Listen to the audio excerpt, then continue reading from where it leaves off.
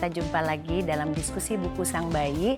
Hari ini kita di Jakarta, sebelumnya 2 minggu lalu kita di Bandung. Nanti minggu depan kita akan ke Surabaya. Topik yang dipilih berganti-ganti memang ya. Kalau yang di Bandung kemarin khusus buat mempersiapkan ibu dalam kehamilan atau memang saat baru lahir gitu ya. Jadi apa yang diperlukan. Itu kemarin kita di Bandung ya, ada Prof. Tono dan Dr. Ivan. Nah, di Jakarta kita memang mengangkat proses sensorik sebagai dasar perkembangan bayi ya. Jadi seringkali ibu hamil tidak tahu ya bahwa bayi itu sebetulnya bisa mendengar dari usia kehamilan 5 bulan. Jadi artinya mereka bisa bercakap-cakap dengan bayi, itu juga akan membuat ibu hamil akan tenang. Kemudian juga setelah lahir proses sensorik yang menjadi modal utama adalah breastfeeding. Breastfeeding itu atau menyusui langsung itu sebetulnya bukan hanya sekedar untuk mendapatkan ASI, tapi banyak sekali proses yang terjadi di sana ya. Jadi ibu yang belum pernah ketemu bayinya, keluarga atau ayah yang belum pernah menyentuh bayinya. Nah, di situ adalah pertemuan pertama di mana sebetulnya otak bayi, terutama pendengaran, penglihatan, penciuman, kulit itu mereka sebetulnya sudah merasakan. Jadi semakin banyak mereka dipeluk, semakin banyak mereka disusui, semakin banyak mereka diajak bicara, itu sebetulnya sangat baik untuk perkembangan otak mereka. Nah, nanti di Surabaya tanggal 18 Agustus kita akan banyak diskusi tentang bagaimana ibu menyusui yang bekerja ya. Jadi bukan hanya pekerja yang memang sudah mapan, tetapi pekerja-pekerja seperti buruh, kemudian pembantu rumah tangga, atau pekerja perempuan yang tidak punya suara untuk meminta agar mereka disiapkan ruangan yang pantas untuk memerah. Kemudian sekarang pemerintah memberikan cuti hamil 6 bulan. Sebetulnya tidak sesederhana itu, karena bagi para pekerja buruh ini mungkin mereka tidak mau mengambil itu. Tetapi yang penting adalah bagaimana tempat bekerja menyediakan ruang menyusui yang pantas, tidak di toilet, waktu menyusui yang boleh pada mereka minimal 2 kali dalam 8 jam mereka bekerja. Kemudian nanti di Jogja bulan September akhir kita akan mengumpulkan ibu hamil atau ibu menyusui, bagaimana mereka menenangkan dirinya. Karena untuk membesarkan anak yang penting sekali adalah tenang dan happy. Ya, dari situ akan lahir anak-anak yang tenang, happy, alert terhadap lingkungan. Itu sangat penting. Nah, di akhir dari roadshow ini kita akan melakukan pleno ya. Jadi semua hal yang berhubungan dengan ibu hamil dan melahirkan serta menyusui dan perkembangan kita akan diskusikan dalam Bali Parenting Summit yang akan kita lakukan di bulan Oktober. Mudah-mudahan apa yang kita lakukan ini bisa memberikan bantuan sedikit, memberikan pencerahan, memberikan pengetahuan bukan hanya pada masyarakat tapi profesional yang mendampinginya. Sampai ketemu di Surabaya tanggal 18 Agustus, 28 September di Jogja, dan di Bali di bulan Oktober.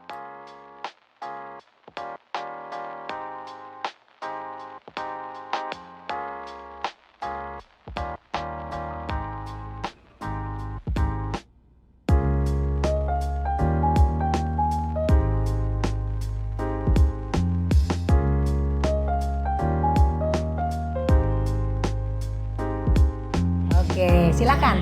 Biar Lala bisa nafas. Ya. Pertanyaan titipan sih. Ya, pertanyaan titipan. Wah, boleh nggak tanyain Mama? Gimana sih caranya kayak perasaan tiap hari tuh ada di sosial media. Habis itu praktek sana, praktek sini, menjaga stamina-nya itu gimana? Terus habis itu terlihat selalu on point gitu ya, walaupun terlihat capek tapi nggak kelihatan. Terus awet muda. Katanya gitu. Saya kalau ngomong umur saya paling takut. Kalau dulu ulang tahun kayaknya semangat, sekarang kayaknya aduh. Itu titipan sih. Ya, terima kasih ya. Sebetulnya sih kalau kelihatan kayak sibuk sebetulnya enggak ya, karena saya tuh orang yang paling tidak terlalu mau dikungkung oleh pekerjaan ya. Jadi kalau yang sosial media, karena saya tahun 2005 itu sudah diminta bantuan oleh Ikatan Dokter Anak Indonesia cabang Jakarta untuk menjadi koordinator ASI di dokter-dokter anak di Jakarta. Ya, dokter anak itu di seluruh Indonesia hampir 5.000. Ya, kemudian di Jakarta itu ada 1.000 gitu ya. Jadi Jakarta itu paling banyak gitu ya. Kemudian Jawa Timur, Jawa Barat. Nah setelah tahun 2005, sekitar tahun 2008 saya diminta untuk membantu di Ikatan Dokter Anak Indonesia yang di pusat. Itu tahun 2008. Nah waktu itu belum ada sosial media ya, jadi saya sendiri juga belum tahu gitu ya. Main Facebook saya nggak bisa gitu kan. Nah waktu itu selalu ketua IDAI itu meminta kita Satgas ASI itu untuk ke daerah-daerah gitu ya, dari Maluku, Papua ya. Saya pikir waktu itu saya pernah ke Papua, Maluku itu harga tiketnya aja return itu kayak pergi ke Australia. Jadi saya rasa itu terlalu mahal gitu ya. Terus ke NTT, kemana-mana gitu ya, kemana-mana. Jadi hampir semua IDAI itu kita datengin untuk bersama-sama ketua-ketua IDAI cabang itu melakukan sosialisasi pada dokter anak gitu ya. Nah setelah 2013 atau 2014 itu saya didorong untuk masuk Twitter itu oleh Ayu Laksmi. Ya, jadi dia selalu bilang, dia duluan, kamu tuh selalu disebut-sebut namanya sama Dewa Bujana, sama gitu-gitu. Gimana sih caranya? Terus diajarin sama Ayu gitu ya. Nah yang saya bikin belajar lagi, pernah tahun 2014 atau 2015 saya diundang oleh majalah Ayah Bunda. Waktu itu kan terkenal banget ya majalah itu, ke Surabaya. Saya heran banget, pesertanya tuh 400. Saya kaget, wih banyak banget. Saya tanya sama orang Ayah Bunda anak-anak muda, ini caranya, karena ASI itu sebetulnya susah nyari peserta. Kalau kita bicara ASI itu sponsor susah ya. Masyarakat juga diundang sulit gitu. Nah hari itu tuh saya lihat 400, saya ingat banget. Itu adalah momen saya belajar sosial media. Jadi saya terus dari Surabaya, Ayu udah suruh-suruh saya main Twitter itu setahun sebelumnya, tapi saya nggak terlalu interest. Gara-gara itu saya belajar sosial media, ya. Jadi mulainya dari Twitter. Jadi otak saya paling pintar itu di pagi hari. Subuh saya kebiasaan dari dulu banget udah bangun jam 3, setengah 4. Itu kayak otak saya itu baca pokoknya inspirasinya itu pagi. Jadi sejak Twitter itu yang cuma beberapa karakter itu Twitter saya biasa pagi-pagi udah berjentrak gitu. Wow mungkin ada 20 gitu Twitter. Nih dokter lu sampai sekarang dia nggak bisa main nih. Padahal saya udah paksa-paksa.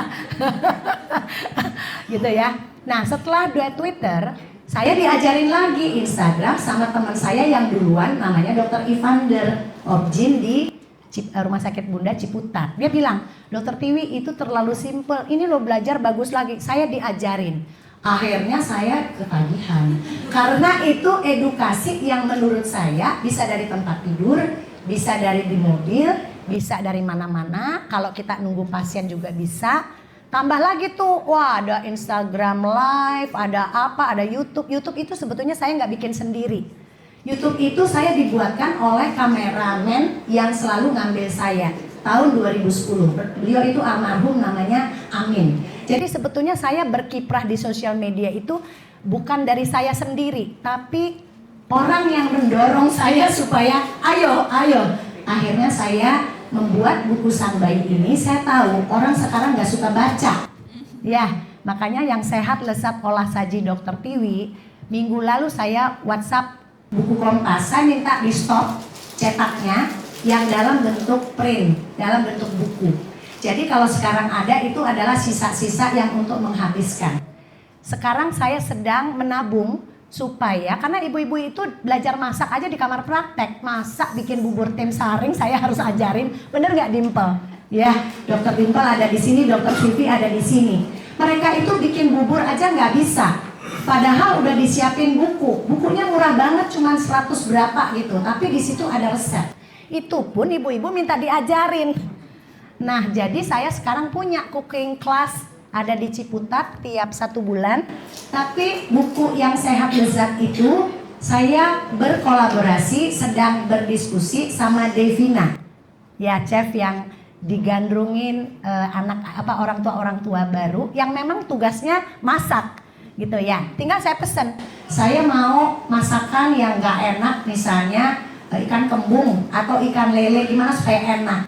Ya, gimana makanan-makanan lokal itu bisa naik tahta gitu ya, bukan hanya cuman salmon gitu kan. Biasanya kalau di kamar praktek kan salmon dan olive oil gitu kan sebenarnya ya. Jadi saya berusaha untuk mencari makanan atau bahan yang ada di pasar tradisional sehingga semua anak-anak kita akan sehat dengan tidak terlalu mahal. Itu sebenarnya perjalanannya gitu ya. Luar biasa.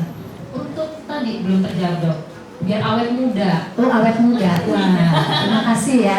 Karena saya punya mantu yang separuh dari usia saya gitu ya.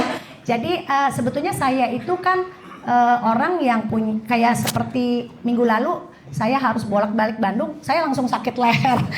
Jadi artinya itu faktor benar-benar sakit leher, nggak bisa nengok.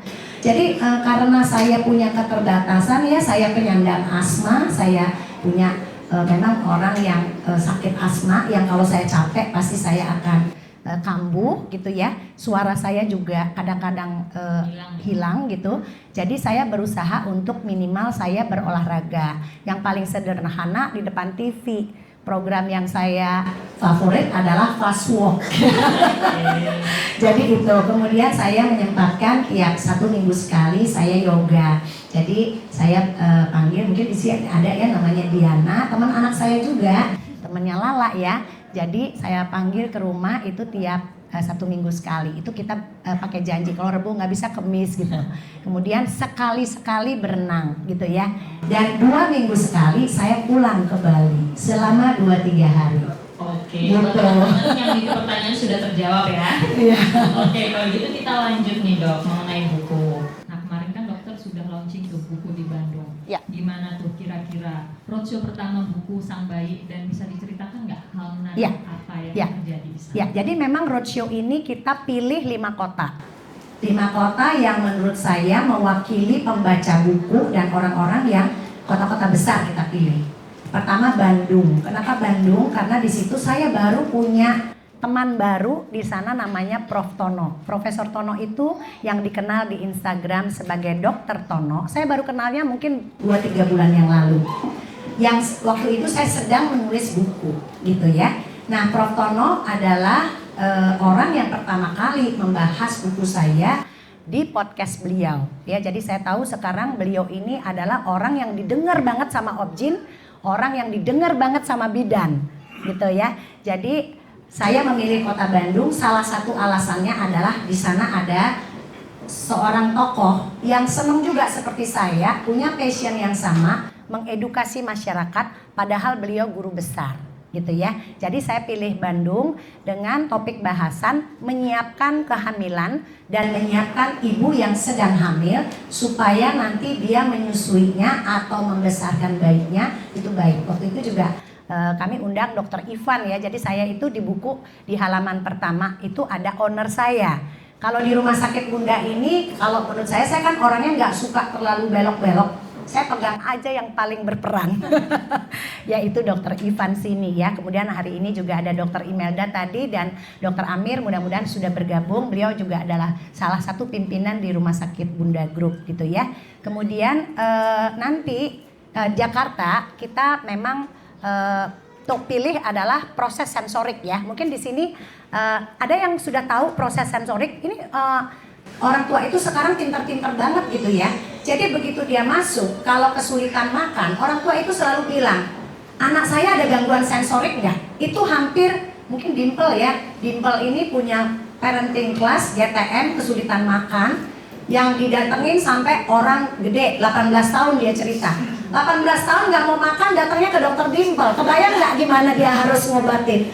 Nanti dokter lo di sini adalah jagonya di situ. Jadi sebetulnya yang kita minta di sini dokter Lo adalah dokter rehab medis anak yang sudah menjadi partner Rumah Sakit Bunda dan guru saya sebetulnya ya. Jadi saya kayak punya guru private sebetulnya.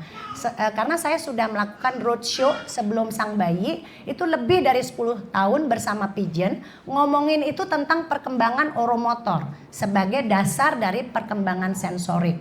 Hari ini kita akan banyak mendengar itu yang juga akan kita diskusikan ya, seperti misalnya kenapa bedong itu tidak boleh siap gerak, kenapa empeng pada bayi-bayi tertentu perlu, kenapa tummy time itu nggak boleh takut-takut sampai nunggu kepala peyang. Itu kita akan menjadi topik diskusi kita hari ini, dan nanti akan diakhiri oleh Dokter Dimple, karena saya tahu pasiennya Dimple itu kebanyakan adalah pasien dokter-dokter anak yang lain. Cuman Dokter Dimple memilih jalur di mana dia memang mau menangani atau membantu orang tua khusus untuk kesulitan makan. Dan itu adalah bidang yang sangat membutuhkan kesabaran, ya, ketenangan, ya, karena yang datang itu biasanya udah panik. Nah, jadi kalau Dokter Dimple cuti, saya udah nyut-nyutan juga, pasien dia ke saya nih, gitu ya. Jadi hari ini kemudian nanti di Jogja kita akan memilih tadi ya, saya akan mengajak profesional yang memang memilih bagaimana menenangkan seorang ibu supaya dia bisa memainkan perannya tenang dan bahagia. Jadi saya mengajak Dr. Yudi Ghazali, dia memang profesional yang menekuni bidang-bidang yang bagaimana orang tua atau seorang ibu atau seorang ayah itu bisa tenang. Karena dengan tenang itu sebetulnya banyak hal yang positif kita lakukan. Nah, kemudian minggu depan, 2 minggu lagi di Surabaya, kita akan bersama-sama komunitas Mang Uung ya. Semua orang di sini tahu dia punya komunitas ibu hamil dan menyusui yang sangat besar. Ternyata foundernya juga namanya Uung, saya baru tahu ya, sedang hamil.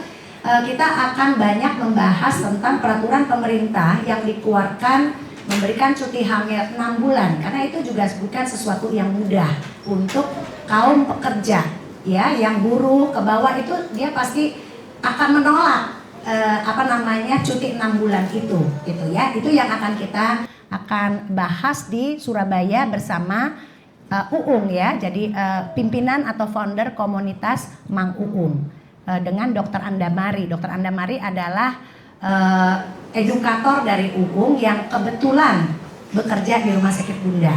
Nah, di akhir Oktober, mungkin sekitar tengah-tengah Oktober, kita akan kemas semua yang akan kita roadshow-kan ini di Bali dalam bentuk Bali Parenting Summit. Jadi semua akan diundang ya. Jadi mungkin Dokter Lo, mudah-mudahan Bu Meike juga bisa kita sertakan. Bu Meike ini adalah pakar dalam bermain usia dini, gitu ya. Terima kasih Bu Meike sudah hadir di sini. Beliau ini jagonya kalau ngomongin bonding di awal-awal itu beliau jagonya. Nanti Bu Meike mudah-mudahan bisa memberikan kita insight. Mungkin itu Lala. Terima kasih. Sekali lagi mana nih tepuk tangan, kayaknya masih ngantuk ya. Oke, kalau gitu terima kasih sekali lagi Dok untuk informasinya. Nah, biar gak lama-lama langsung aja. Ya. Silakan ke dokter. Ya, terima kasih ya. Jadi ini kita udah dongeng tadi perjalanan sang bayi dan roadshow. Kita tidak berpanjang-panjang, ini sudah 10:30. Mudah-mudahan kita akan selesai maksimal jam 12 dan kita akan pulang dengan ilmu dan pengetahuan yang cukup untuk membesarkan seorang bayi ya.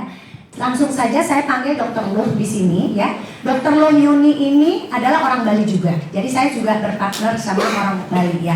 Kita kalau lagi jalan-jalan itu kita selalu bilang, kenapa ya anak-anak di Bali itu kayak lebih bagus sensoriknya, motoriknya. Nanti mungkin Dr. Loh akan membahas tentang itu. Beliau ini sudah doktor ya.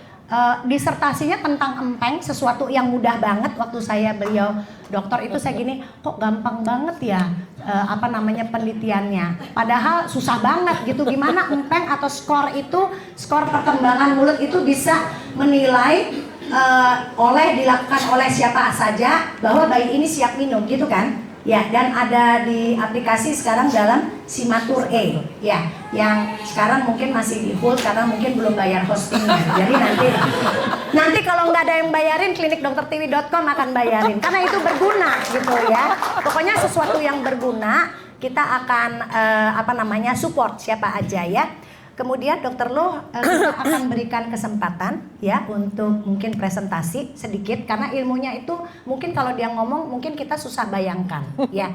Jadi lebih bagus dia akan presentasi dulu Dr. Loh, nanti kita akan banyak diskusi. Ya, pertama tentu selamat kepada Dokter Tiwi. Jadi sebelumnya selamat pagi kepada Bapak Ibu yang hadir di sini yang juga di rumah. Selamat ya Wi.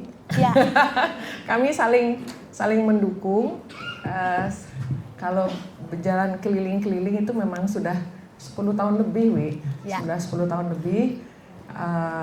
Namun ada bedanya saya dengan Dokter Tiwi. Dokter Tiwi sangat canggih di medsos. Kalau Bapak Ibu mencari saya tidak ada di medsos.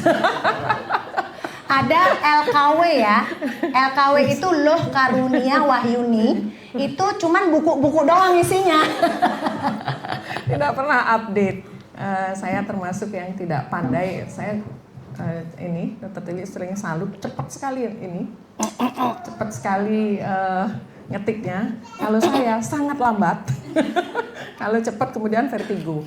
Jadi saya sama dengan Dokter Tiwi asma, saya vertigo. Jadi masing-masing memahami kekurangannya. Tapi kalau untuk bikin buku sama-sama hobi ya, Bu. Sama-sama hobi. Saya juga senang berbagi dalam bentuk buku.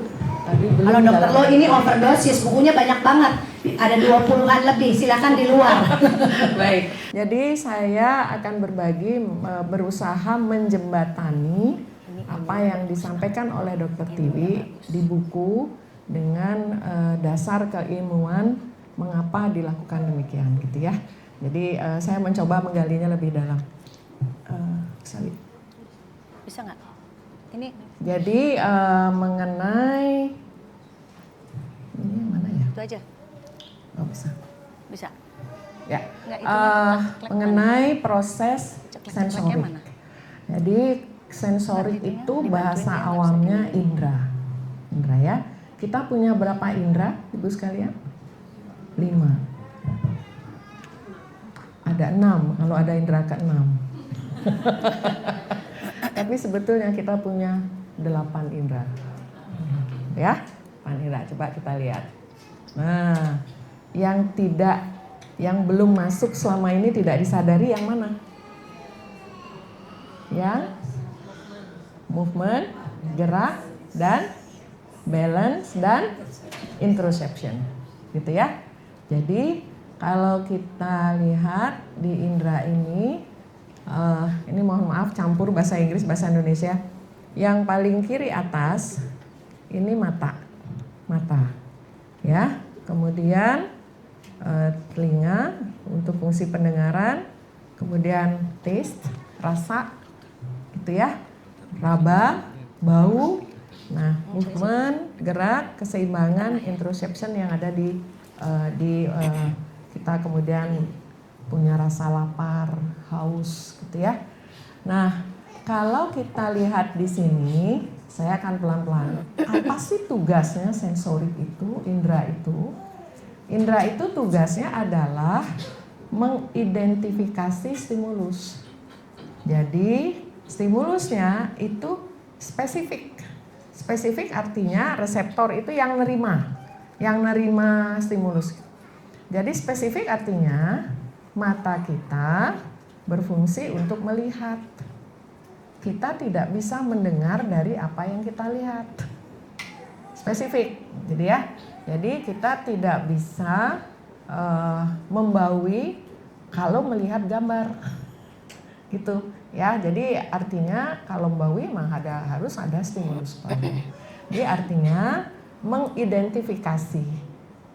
Kemudian yang kedua, setelah diidentifikasi oleh jadi kalau pergi ke RSU tadi kan pendaftaran dulu. Pendaftarannya kan masing-masing. Kalau mau beli bukunya Dokter Tiwi ya di tempat Dokter Tiwi, buku saya di buku saya gitu ya. Jadi spesifik. Nah, kemudian dihantarkanlah ke otak. Gitu ya. Makanya seringkali gini, nggak usah ngomong-ngomong sama bayinya, dia nggak ngerti. Biarin aja, suka-suka aja kita ngomong. Ya, dia nggak ngerti.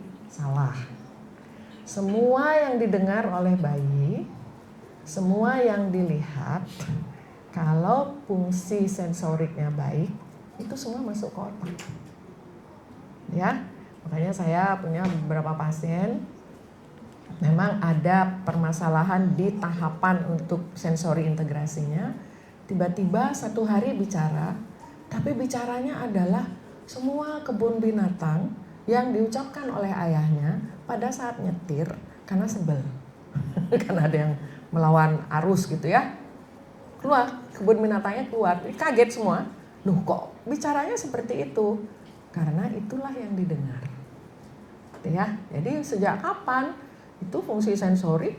Kalau misalnya sensoris gerak, keseimbangan, rasa itu sudah sejak di dalam kehamilan, gitu ya, sejak dalam rahim. Karena hati-hati gitu ya, karena sistem sensorik itu fungsinya adalah mengidentifikasi stimulus, kemudian menghantarkannya ke otak. Ya, nah kemudian tentu akan ada ambangnya untuk menyadarkan itu. Itu nanti saya akan jelaskan lebih lanjut. Ya, jadi reseptor ini artinya kalau fungsi yang untuk penglihatan, maka mata itu hanya bisa melihat gelap, terang, dan warna dasar. Gitu ya, dia hanya fungsinya hanya itu, menangkap stimulus gelap, terang, warna dasar. Namun begitu dari penglihatan saya menyatakan bahwa Dr. Dimple cantik, itu yang kerja otak, bukan mata.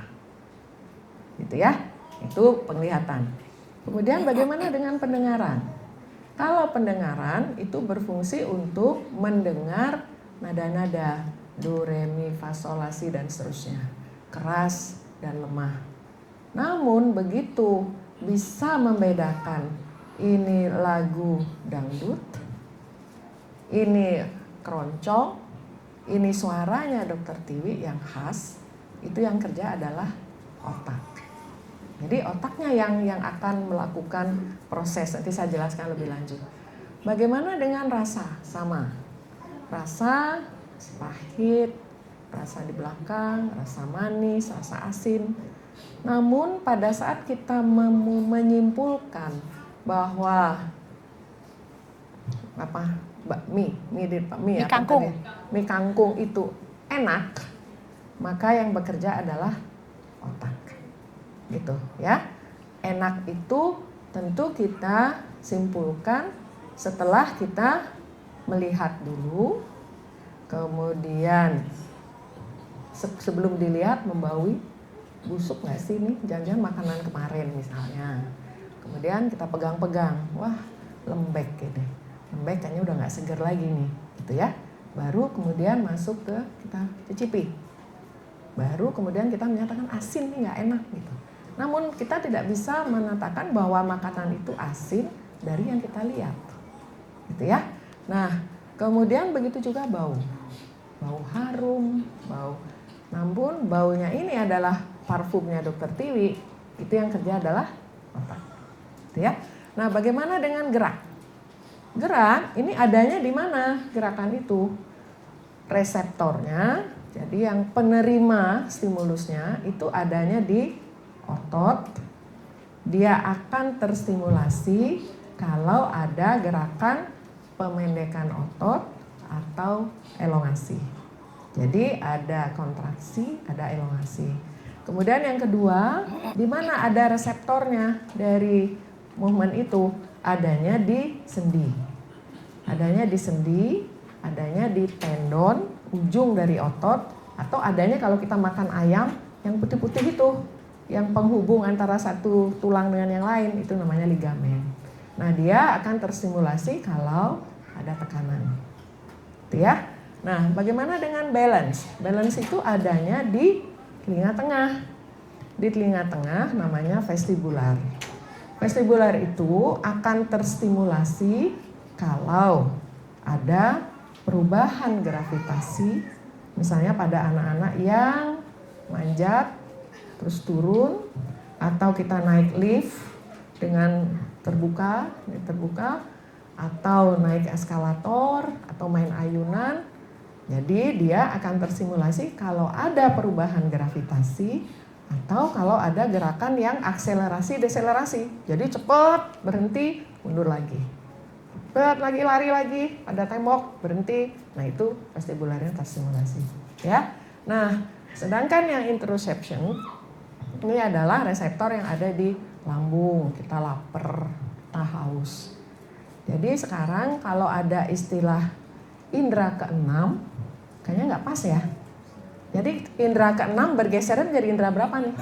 Ke-9 gitu ya. Jadi pulang dari sini ya nggak kepake indera keenam, inderanya indera ke-9 ya. Oke. Nah, sekarang intensitas ini ya. Intensitas tuh maksudnya nanti setiap orang tuh berbeda-beda ininya. Ada yang ditepok begini, tik, noleh. Ada yang digebukin baru noleh gitu ya. Jadi itu intensitasnya beda-beda. Dan tentu seringkali intensitas beda itu bisa karena memang karakteristik seseorang. Namun bisa juga karena situasi lagi ngantuk mungkin ya ambangnya lebih tinggi. Gitu ya. Nah lanjut. Bisa Pak? Bisa dibantu. Nah ini dia. Belum. Nah jadi yang 8 indera tadi akan masuk ke otak. Di otak akan dianalisa, diorganisir, diintegrasikan, dan disimpan dalam bentuk memori. Ya, jadi Bapak Ibu sekalian yang ada bayi, itu yang udah ada bayi, jangan takut bahwa nanti udah distimulasi dok, nanti tidak berlalu bersama angin. Semua akan masuk ke otak. Ya, bisa jadi yang kita lakukan sekarang belum terlihat outputnya. Bisa jadi belum terlihat. Nah, karena bisa jadi masih dalam periode diintegrasikan, diorganisir, dan dianalisa. Dan disimpan dalam bentuk memori. Gitu ya. Makanya seringkali yang tadi, contohnya tadi, kok tiba-tiba bicaranya seperti itu? Itu tuh disimpan dalam bentuk memori. Ya, jadi nggak ada ruginya. Apapun yang kita lakukan, apalagi yang baik-baik, itu nanti outputnya baik. Nanti hati-hati, kalau yang dilakukan yang jelek-jelek, memorinya yang jelek.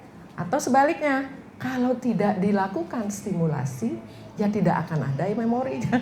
Tidak ada yang dianalisa. Itu yang penting banget yang harus kita pahami. Nah, outputnya tentu sesuai dengan tingkat perkembangan. Gitu ya. Ya, yuk lanjut dulu. Jadi kalau ada pertanyaan kita balik. Tolong Mas. Duduk di situ aja. Ribet ya. Saya berusaha, saya tadi pagi telepon kasih waktu dulu ya gimana caranya menyederhanakan. Dari semalam berpikir terus bagaimana menyederhanakan. Ini agak ribet, tapi saya akan jelaskan satu persatu. Nah, tadi inputnya, kemudian diproses, kemudian ada output. Nah, outputnya ini bertahap, gitu ya. Jadi kalau misalnya kita melakukan stimulasi di usia yang sangat awal, misalnya sebelum 2 bulan, itu tuh jangan takut loh. Nanti outputnya bisa jadi keluarannya di umur 6 tahun. Gitu ya. Ya, jadi pokoknya nggak ada yang rugi lah stimulasi itu. Nah, sekarang apa yang terjadi di 2 bulan? Ya, Lala bisa bantuin aku nggak megangin? Nah, jadi kan kalau kita perhatikan boneka ini kan ada penglihatan, ada penciuman, ada rasa, kemudian ada raba, kemudian ada keseimbangan yang ada di telinga tengah, kemudian ada interoception yang di dalam nih, yang daleman, kemudian ada yang di otot-otot. Nah, yang tahap awal, yang di 2 bulan pertama, ya, di 2 bulan pertama, bayi itu akan berada di yang ini yang sehat ya, yang bagus ya. Bayi itu akan berada di posisi seperti ini, gitu ya. Akan berada di posisi ini susah deh, begini. Yang normal ya, namanya posisi fleksi fisiologis. Nah, pada awalnya Itu adalah posisi di dalam kehamilan juga ya? Yes, Ya. dari trimester pertama, terima kasih diingatkan. Jadi trimester pertama ini kan rahim. Jadi mereka bayi akan berada di posisi seperti ini. Pertanyaannya tentu apa gitu bayi dalam posisi ini ya. Jadi yang pertama adalah kalau kita lihat dari posisi ini C curve gitu ya. Huruf C. Huruf C ini berarti otot yang ada di belakang sini mengalami elongasi. Ya. Elongasi berarti ada stimulus proprioseptif tadi yang ada di otot dan sendi. Karena ada elongasi, karena ada pemanjangan, maka ini akan menstimulasi nantinya untuk leher itu naik. Gitu ya. Nah, kemudian kedua, kenapa ini tangan mengarah ke mulut? Karena pada bayi di sini belum stabil. Ya. Sternum itu apa ya bahasa awamnya? Di sini Tulang ya. dada. Tulang dada sama iga. Iganya tuh masih posisinya rata gitu ya. Nah, di sini ototnya cenderung kaku. Karena kaku, maka bahu akan bergerak demikian. Akan menuju ke arah mulut. Kenapa menuju ke arah mulut? Karena di sini ada sensoris indera raba. Kalau misalnya tangan ini menyentuh ini, maka akan muncul refleks. Refleksnya yang pertama adalah kalau menyentuh yang pinggir sini, maka bayi akan menoleh ke arah stimulus, akan buka mulut. Gitu ya. Maka itu adalah persiapan menoleh ngeh. Ada stimulus, aku harus buka mulut. Begitu tangan itu masuk lebih dalam, yang di sini taktilnya, rabanya lebih dalam, maka yang muncul kemudian adalah refleks isap. Gitu ya.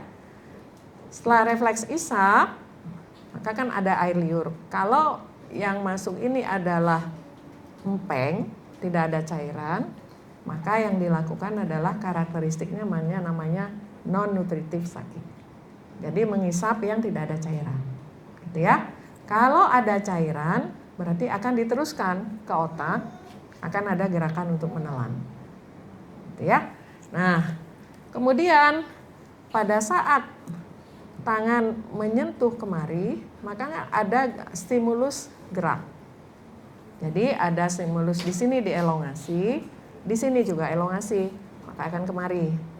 Nah, stimulus ini akan diterima oleh otak, maka akan mulai muncul memori bahwa tanganku bentuknya seperti itu.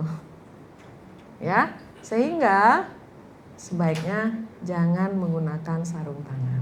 Sarung tangan jangan digunakan supaya jelas. Ya, agar persepsi tubuhnya itu tidak terganggu. Tidak merasa bahwa yang tersimpan dalam motif memori adalah di sini kayak sarung tinju yang selalu berubah, bisa gambar gajah, bisa warnanya merah, bisa warna itu, ya. Nah, terus kemari juga di samping routing refleks isap masuk sedikit, maka akan muncul refleks muntah.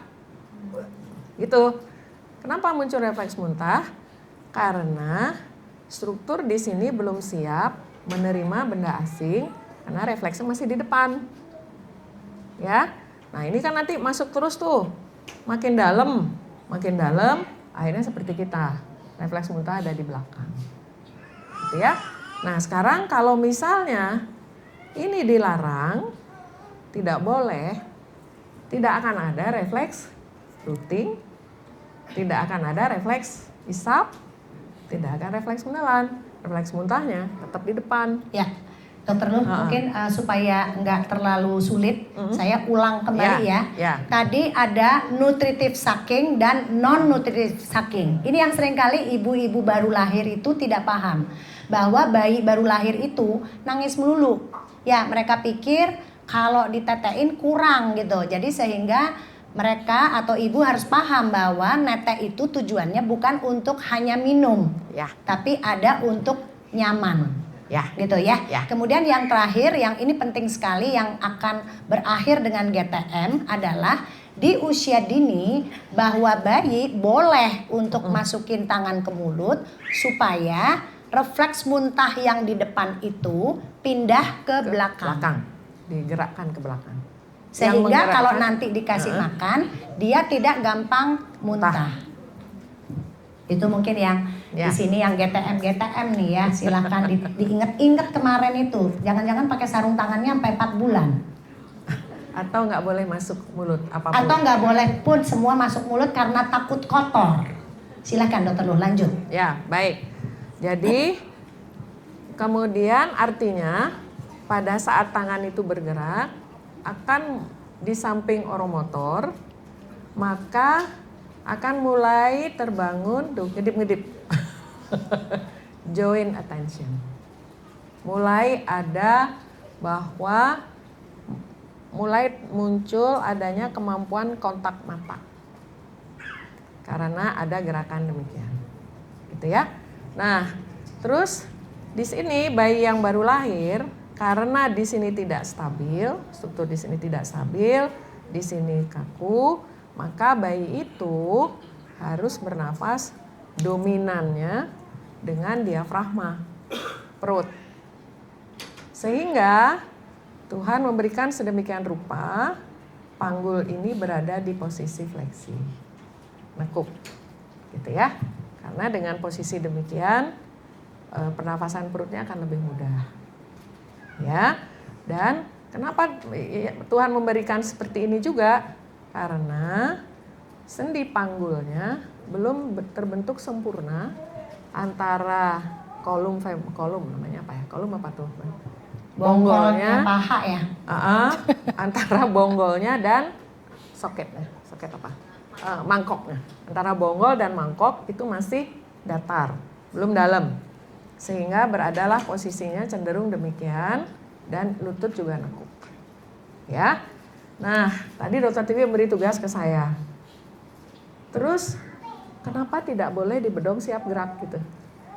Ya, kalau di bedong siap gerak, maka ini akan dilawan demikian. Ini dibuat lurus. Nah, bisa kita bayangkan, ya, tidak ada kesempatan melakukan eksplorasi oral. Kemudian kalau eksplorasi tidak ada routing refleks, refleks isap, semua nggak ada. Kedua akan menghambat fungsi pernafasan. Coba Bapak Ibu yang hadir di sini coba begini semua. Ke belakang, terus gini. Terus nafas. Susah. Ya, sulit mengembangkan paru. Sehingga ini jangan dilakukan. Gak cuma itu nih, pernafasan susah. Ini juga memaksa panggul berada di posisi melawan proses fisiologis. Jadi memaksa bonggolnya keluar.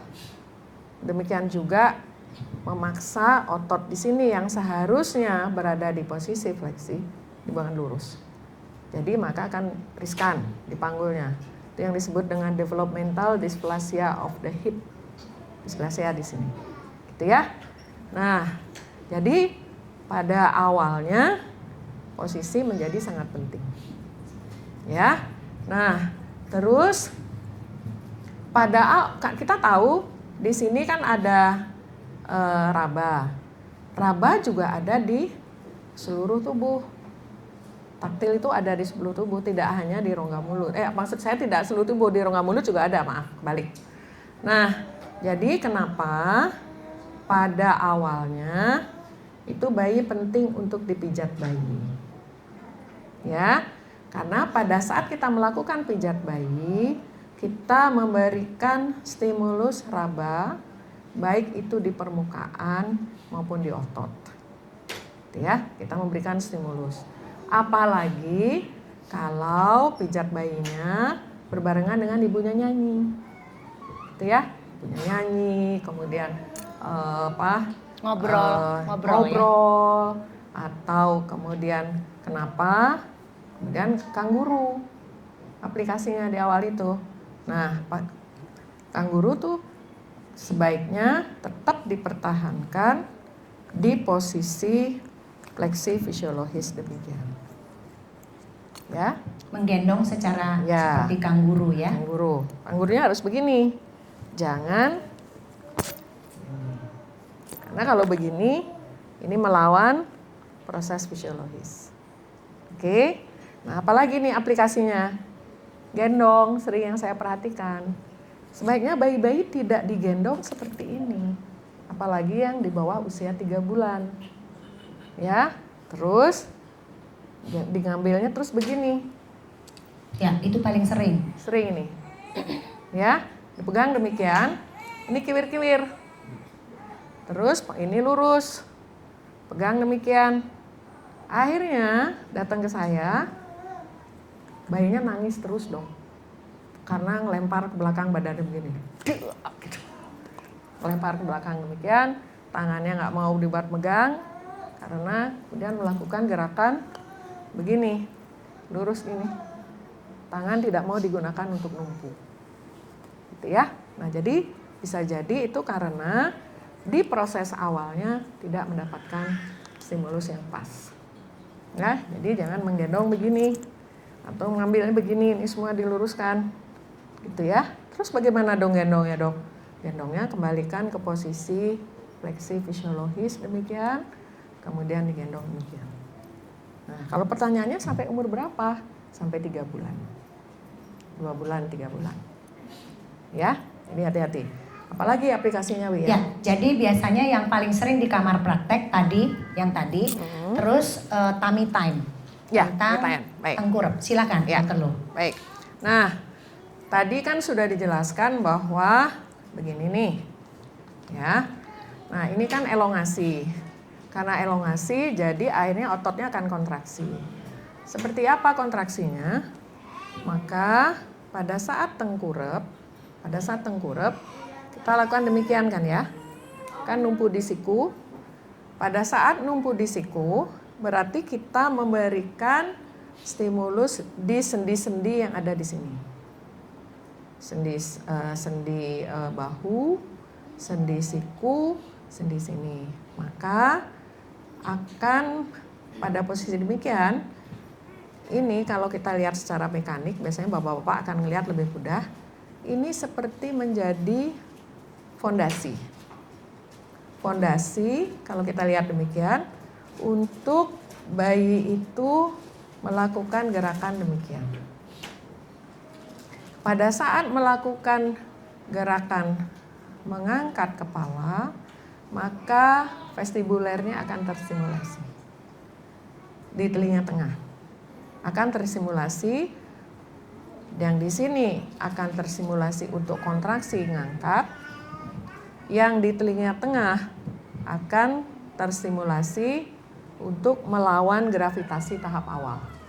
Karena pada saat dari telentang ke tengkurap, demikian, ini kita melakukan stimulasi untuk di vestibulernya, sehingga akan terjadi perubahan tonus postural namanya. Jadi kalau kita lihat di situ, posturnya berubah. Kalau misalnya bayi terus-menerus posisi demikian, maka di sini bukannya mengalami elongasi, tapi mengalami kontraksi ekstensi. Ya, maka ini tentu akan mempengaruhi posturnya.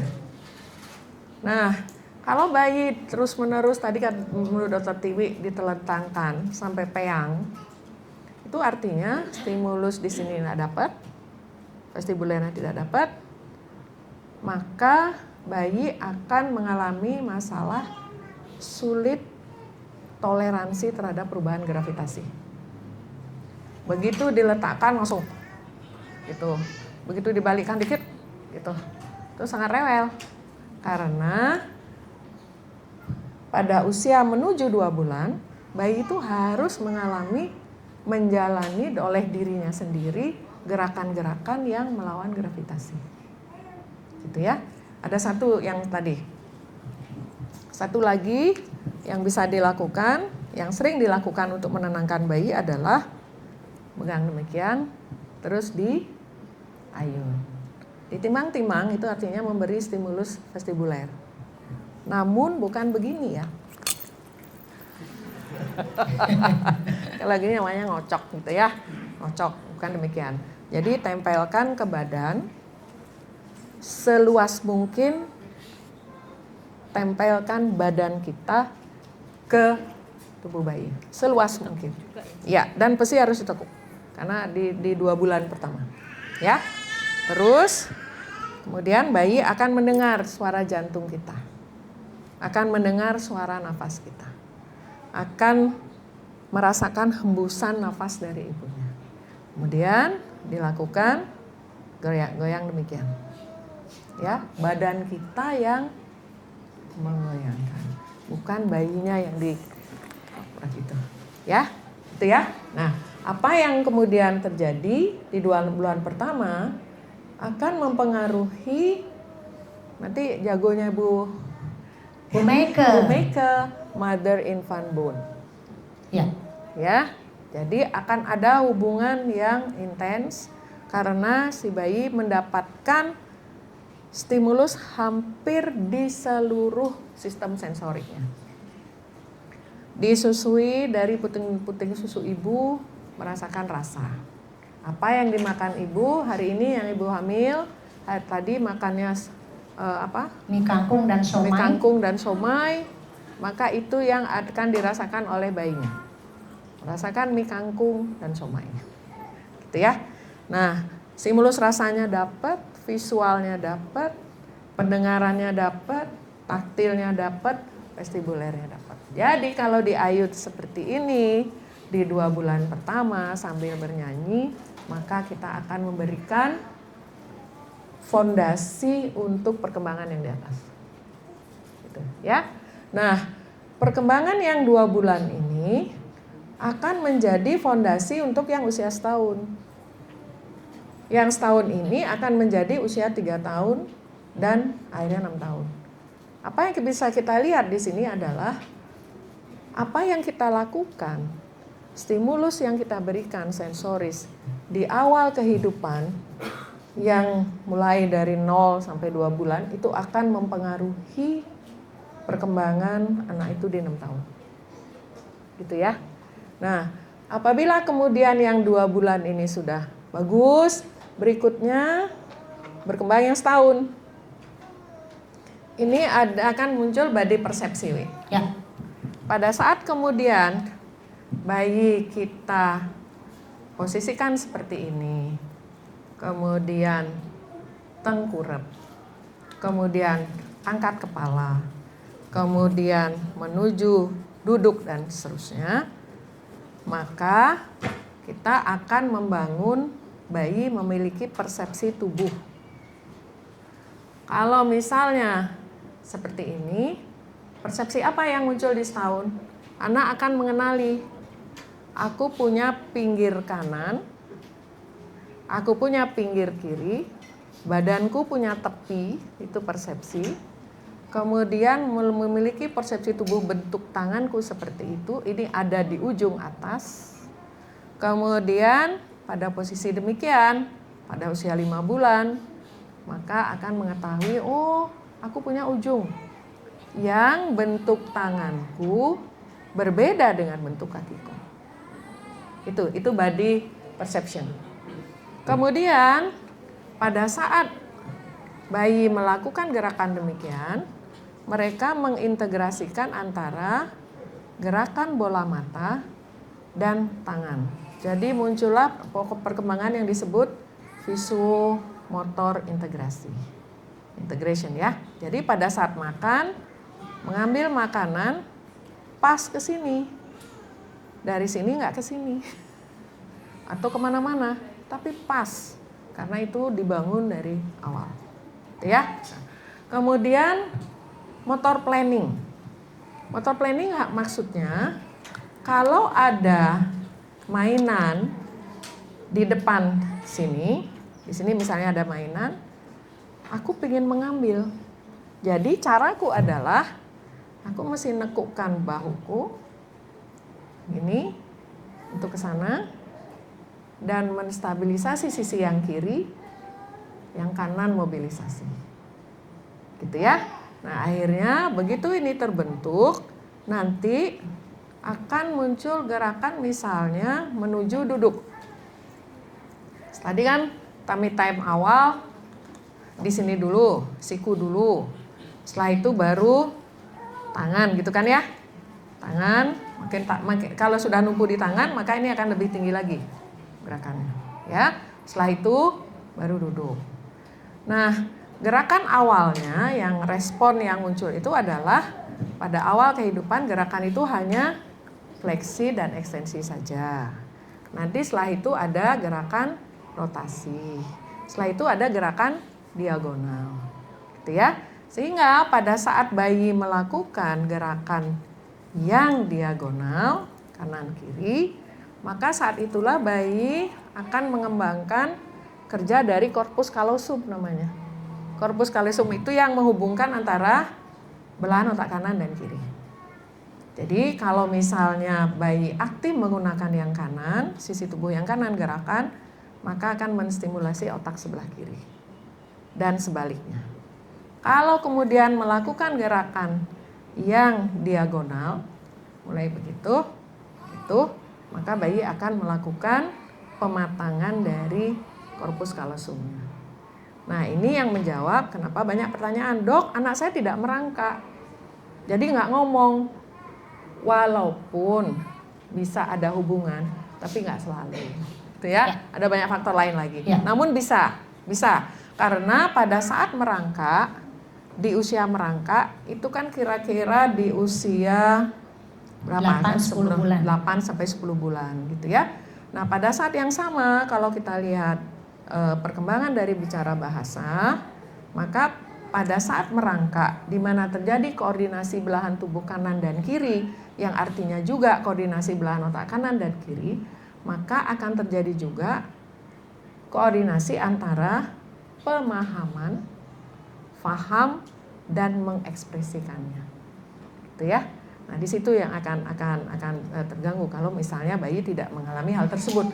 Karena nanti di sini di setahun melakukan koordinasi, itu titiknya salah ya, koordinasi dua sisi tubuh dan motor planning ini akan menjadi fondasi untuk bahasa di usia 3 tahun.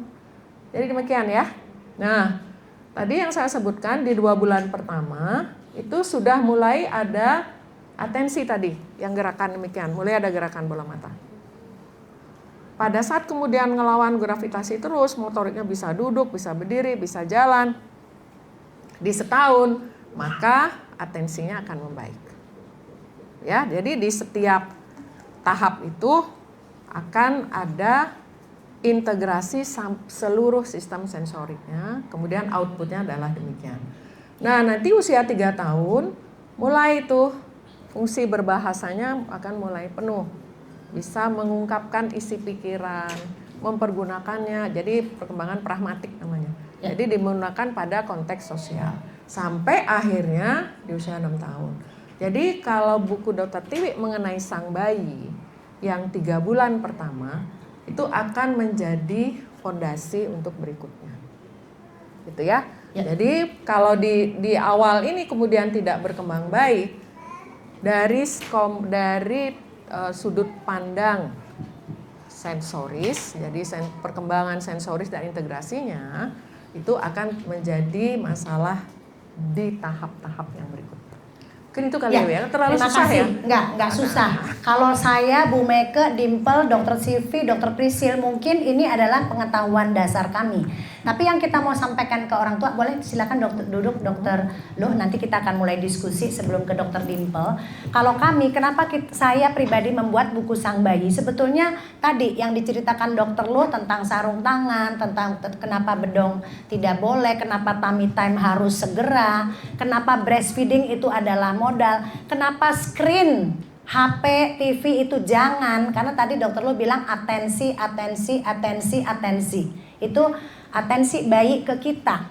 Juga saya sering beberapa kali ketemu di kamar praktek, dia ibunya breastfeeding nih, tapi ibunya pegang handphone. Itu juga persepsi bayi terhadap wajah ibu, dia tuh jadi selalu kalau diginiin dia juga buang muka. Itu umur 2-3 bulan bisa, karena tadi dokter Luh bilang apa yang dilihat bayi nggak kemana-mana ya, Masuk ke otak.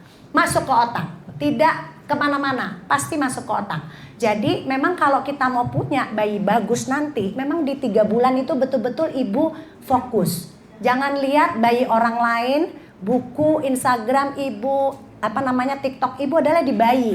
Karena kalau ibu distraksi, bayinya apalagi, gitu ya. Jadi mungkin itu. Ya. Dokter mungkin bisa saya tambahkan juga terkait dengan screen time. Tadi sudah sangat jelas kita punya di luar yang 8 ya, 7 indera. Itu yang itu kan dari lingkungan. Itu kalau hanya screen time, maka yang bekerja hanya visualnya saja. Hanya melihat saja. Sedangkan untuk persepsi tadi, untuk menganalisa dan yang lain-lain tadi di gambar saya, itu 8-8-nya harus kerja. Ya. Gitu. Ya. 8-8-nya harus kerja. Ya. Kalau yang hanya 1, maka persepsi akan berubah. Ya. Gitu ya. Kenapa kemudian kalau banyak screen time, apalagi misalnya usia setahun yang harusnya sudah explore, tapi kemudian banyak duduk. Kita melihat dari sisi stimulasi motoriknya saja sudah tidak tercapai. Karena duduk adalah usia 7 bulan. Kemudian dari sistem sensorik vestibulernya nggak dapat juga. Karena tidak ada aktivitas yang melawan gravitasi. Tidak ada aktivitas yang menstimulasi anak sedemikian rupa untuk melakukan gerakan yang akselerasi dan deselerasi. Jadi dapatnya hanya 1. Sehingga persepsinya pun akan berubah. Ya, bisa jadi gajah yang sejatinya begitu besar di TV itu di screen time gajah sama semut sama besarnya.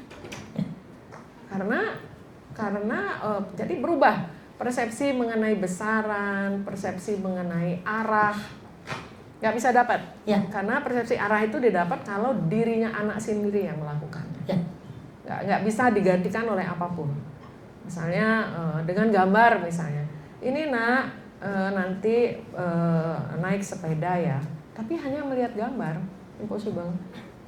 Ya harus jatuh bangun gitu, melakukan itu, balance-nya mungkin belum baik. Jadi ini pengalaman juga, jatuh dok, ya sudah, takut, jadi nggak boleh. Maka vestibuler, proprioseptifnya tidak terstimulasi. Ya. Gitu. Ini, ya, jadi, terima kasih Dokter Luh. Nanti mungkin sebelum kita masuk diskusi, Dokter Dimple saya minta untuk di samping ini lebih kepada aplikasi dalam sehari. Silakan dari sini aja. Jadi Dokter Dimple ini adalah salah satu dokter kebanggaan, dokter anak kebanggaan kami di Rumah Sakit Bunda. Jadi beliau nggak apa-apa, sama-sama aja di sini karena kita akan berinteraksi. Saya senang sekali Dokter Dimple itu, saya ingat banget datang waktu hamil.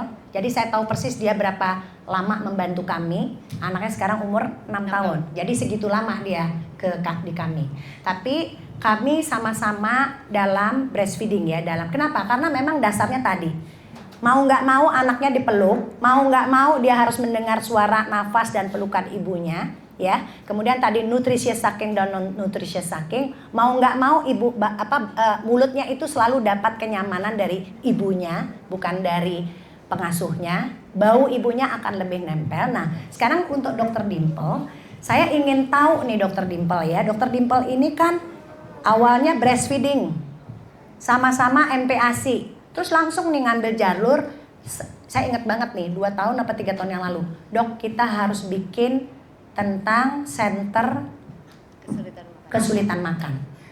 Dia bilang begitu awalnya. Saya bilang gini, susah Dim, itu kesulitan makan itu udah di akhir. Jadi itu udah karena yang awal yang nggak benar. Ya, tadi ya masas, tengkurap, bedong, angkat kepala, segala berapa lama itu semua ada di buku sang bayi. Tapi Dokter Dimple, saya mau bertanya nih Dokter Dimple, kenapa Dokter Dimple mengambil itu? Dan apa yang Dokter Dimple, karena kan udah hampir berapa ya? 2 tahun, 3 tahun? 3 tahun ya, jadi koleksi kasusnya pasti lebih banyak. Dan itu adalah terus terang yang sangat dihindari oleh seluruh dokter anak. Kalau bisa jangan yang gitu deh datang ke kita. Tapi dia ngambil itu. Ya, silakan Dokter Dimple. Mungkin bisa sharing, kemudian tadi sehubungan tadi yang Dokter Luh katakan, silakan diutarakan apa yang ditemukan. Silakan Dokter Dimple. Ya, mau berdiri boleh Dokter Dimple. Ya, kalau mau berdiri atau duduk silakan. Yang enak. Ya, oke, silakan. Sebelumnya saya congratulations ya dok untuk Terima kasih. bukunya. Terima kasih. Ya, Dan ini endorser saya ini, buku sang bayi. Terima kasih Dokter Dimple dan Amrit ya. Ya. thank you. Nah, untuk menjawab pertanyaannya Dokter Tiwi, awalnya itu yang saya lihat adalah dari sosmed ada positifnya, ada negatifnya. Ya. Seakan-akan yang anak-anak kita itu jadinya kita membandingkan dengan anak-anak yang lain, padahal setiap anak itu unik. Ya. Jadi orang tua sekarang datangnya, dok saya deg-degan mau mulai MPA. Iya, itu energinya belum apa-apa udah negatif ya. Kata-kata deg-degan itu udah terlalu sering saya dengar. Ya. Kenapa? Oh karena anak ini sosmednya begini gitu kan, di IG dia pinter banget makanya udah bisa makan paha ayam, udah ini ya, udah Ya. kan. Jadi padahal saya selalu mengingatkan yang diposting yang baik-baik aja. Ya. Pas anaknya lagi nangis, pas anaknya lagi rewel itu gak diposting. Jadi yang kita tahu itu cuma real 1 menit gitu kan, padahal backstory-nya itu banyak sekali. Nah dari sini karena yang deg-degan itu jadinya orang tua terlalu banyak menganalisa. Ya. Jadi kalau anak saya makan gagging, waduh berarti ada masalah sensori. Padahal tadi kita udah dengar dari Ya. dokter dulu. Nanti Dokter Luh nyambung lagi nih tentang sensori yang kita sering lihat ya. Silakan. Jadi dari gagging, anaknya karena gagging, gitu 1 kali, oh anak saya choking. Oh bukan, ini bukan choking, ini bukan tersedak. Ternyata ini adalah gagging. Gagging itu merupakan suatu proses yang sangat-sangat normal yang pasti akan merupakan suatu hal yang pasti akan dijalani oleh bayi. Karena bayinya sedang belajar untuk mengenal tekstur, seperti yang kita ketahui di bayi itu gagging reflex atau refleks muntah ada di bagian depan lidah. Nah, bayi kita memasukkan tangan ke dalam mulut, tujuannya adalah untuk mendorong refleks muntah tersebut ke belakang, supaya nanti dia bisa makan. Betul. Nah, kalau dia takut karena gagging, yang sering banget terjadi adalah kesulitan untuk menaikkan tekstur karena ketakutan orang tua. Ya. Dok, anak saya belum siap. Jadi umur 1 tahun datang masih makan bubur encer kayak cream soup.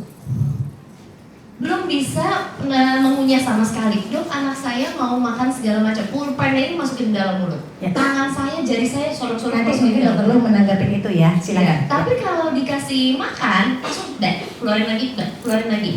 Karena ternyata yang saya pahami, Dokter Luh boleh nanti menambahkan, usia 8 bulan, anak kita sudah ingin mengunyah, tetapi yang kita lakukan adalah kita takut anaknya gagging, jadi kita berikan MPASI yang sangat encer seperti cream soup. Anaknya tidak bisa mengunyah, jadi yang dia lakukan hanya menelan makanan tanpa mengunyah. Dimasukin makan jadi cepat, bluk, bluk, bluk. Tapi segala macam karena dia tidak bisa mendapatkan stimulasi untuk mengunyah. Tangan dimasukin, pulpen dimasukin, remote TV dimasukin, Terus ngempeng terus jadinya. ngepeng jarinya dia Jarinya. digigit Iya. gitu kan. Jadi kita melihat sebenarnya dia butuh banget sensorinya, tapi dia tidak mendapatkan Tidak mendapat. sensorinya. Ya. Itu yang pertama. Yang Ya. kedua adalah deg-degan mengenai kesulitan naik berat badan. Ya. Seakan-akan berat badan ini merupakan faktor terpenting sedunia gitu. Ya. Ya. Ya. Jadi saya selalu mengatakan bahwa betul saya setuju 100% bahwa berat badan itu adalah faktor yang penting tapi bukan faktor satu-satunya. Ya. Karena kemampuan mengunyah itu merupakan faktor perkembangan yang harus juga didapatkan oleh anak. Karena itu adalah olahraga mulut mereka. Itu merupakan modal dasar supaya mereka nanti bicaranya juga bisa lebih jelas, artikulasinya juga bisa lebih jelas, dan ternyata banyak hubungannya dan erat kaitannya dengan emosi. Ya. Gitu. Jadi kalau kita terus-terusan memberikan makan yang tanpa ada stimulasi terus, itu kita bisa lihat anak kita ada masalah sensori yang sebetulnya masalah sensori bukan dari awal, tapi masalah sensori karena ketakutan orang tua. Ya, saya sering kali mungkin Dokter Lu, saya beralih ke Dokter Lu nih. Sebelum kita lempar ya, pertanyaan boleh nanti bertanya ya. Saya melihat gangguan sensorik yang ada sekarang itu sebetulnya sebagai akibat.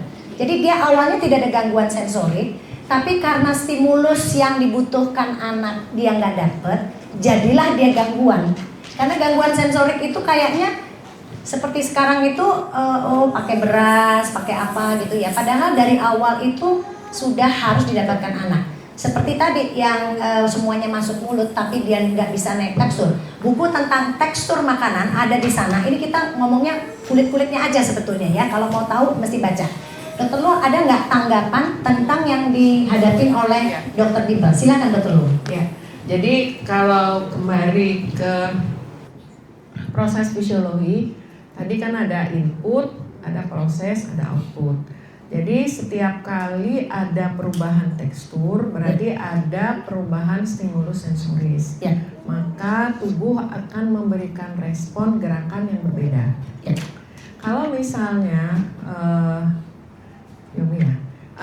Naomi, terima kasih Dokter Naomi. Ini dari Siloam, Ketua Satgas kita dari Ikatan Dokter Anak Indonesia. Terima kasih. Ya. Lanjut Dokter Lu. Jadi kalau misalnya makanannya adalah di awal kehidupan, Ya. makanannya cair, maka respon geraknya adalah gerakan mengisap. Ya. Kalau kemudian teksturnya mulai naik, Ya. maka tubuh akan memberikan respon berbeda juga. Ya. Jadi lidahnya akan mulai bergerak kanan kiri, Ya. rahang akan buka lebih lebar. Ya. Pada saat naik lagi, pada saat bayi kan ada tuh yang begini tuh di perutnya, perhatiin. Kalau bayi itu memasukkan 3 jari, Ini Dokter Silvi nih cucunya. Silakan. kalau memasukkan 3 jari ke belakang, itu adalah mendorong refleks muntah ke belakang. Pada saat kemudian jempolnya masuk sini, maka akan melakukan self stimulation untuk mengunyah. Ya, ada beda antara masuk begini dan begini. Itu saya setelah sekian lama saya perhatikan. Jadi kadang begini, maka gerakan mengunyah. Mari gerakan mengunyah. Kalau gini, gitu. Nah itu artinya pada awalnya misalnya dari saya kan menghadapi ASI ya. Ya. Orang tua sering tidak sabar. Ya. Karena kok ngelepeh terus. Ya. Nah, ngelepeh itu adalah bukan melepeh, tapi gerakan lidah yang anterior posterior saja. Ya. Nah, untuk menjadi ke kanan kiri itu dibutuhkan kontrol posturnya harus bagus sehingga rahangnya stabil. Nah, jangan kecil hati untuk memberi terus itu stimulusnya. Ya. Sambil kalau makanya memberikan makan begitu, kalau kita lihat dari sensori tadi tidak boleh begini. Ya. Kalau memberikan makan pada bayi kalau sudah beralih ke tekstur padat, karena pada posisi berbaring demikian rahangnya tidak stabil, lidahnya pun akan sulit untuk melakukan gerakan lateralisasi, sehingga yang terbaik adalah dibuat lebih tegak. Karena kalau pada posisi tegak maka rahang akan lebih stabil. Kita tahu bahwa lidah kita nongkrongnya di rahang bawah. Ya. Jadi artinya dia akan lebih leluasa melakukan gerakan. Jadi kalau misalnya di praktek Dokter Dimple setahun 2 tahun masih tadi dibuat cair, berarti gerakannya masih didominasi oleh gerakan yang primitif awal. Ya. Makanya yang keluar adalah gerakan ngelepeh, Ya. nyembur, Ya. atau muntah. Muntah. Ya. Ya. Oke, terima kasih. Saya akan buka diskusi sebelum nanti Dokter Dimple sambung lagi supaya nggak bosan ya. Ada nggak yang mau bertanya? Oh lah itu Ibu Hamil Amrina, saya udah tahu pasti akan bertanya. Silakan. Oke, selamat pagi Dok. Siang sekarang. Ya, terima kasih ya. Ya, ya.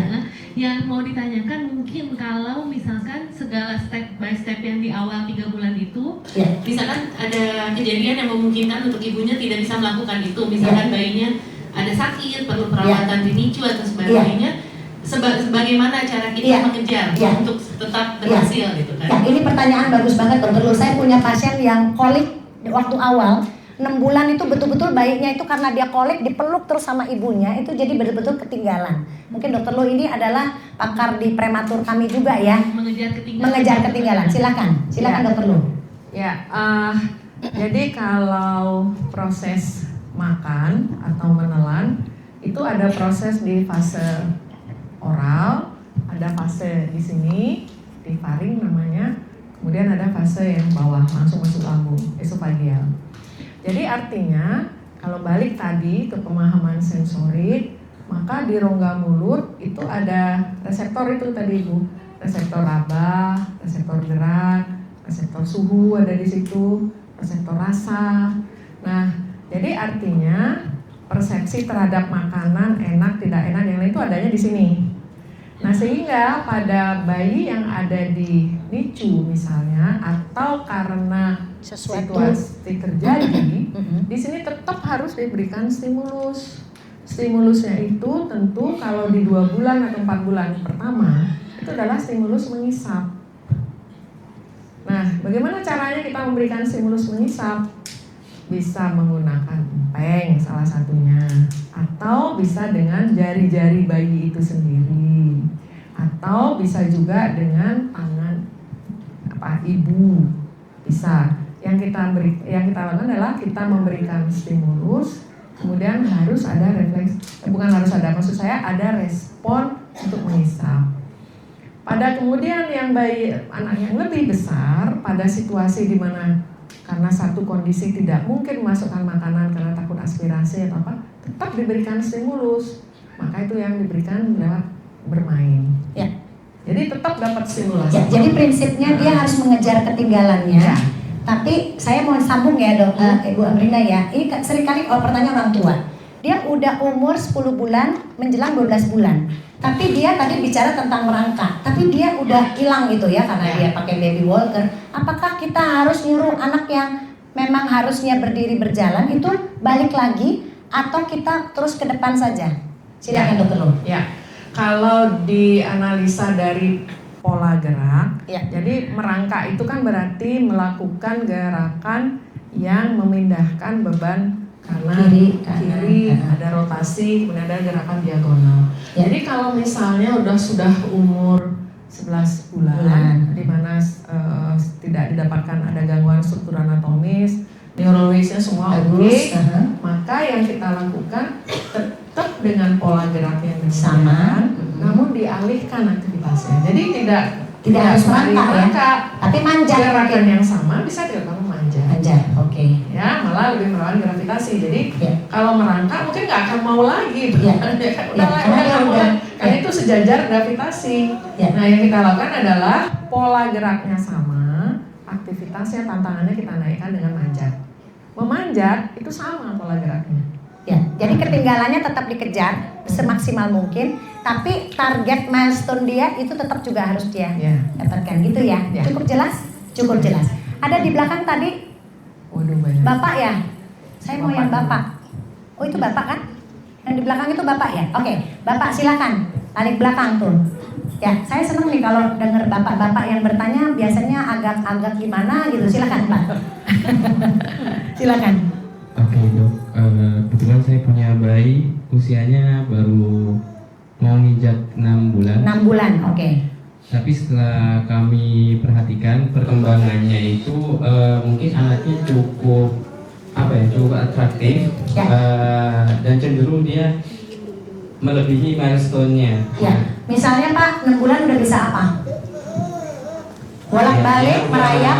Dia udah bahkan mau merangkak. Mau merangkak, oke. Dan bukan mau sih, udah bisa merangkak dan udah sesekali bisa duduk sendiri. Oke. Nah, sempat terjadi kekhawatiran di kami berdua sebagai orang tua, apakah itu ada efek buruknya ketika dia seakan-akan melewati milestone-nya itu terlalu cepat, atau memang itu cukup bagus. Dan yang kedua, bayi kami itu sering kali kepalanya itu sebagian tumpuan dan bokong dan kakinya itu jadi kayak uget-uget gitu ya Pak ya untuk merangkak gitu ya.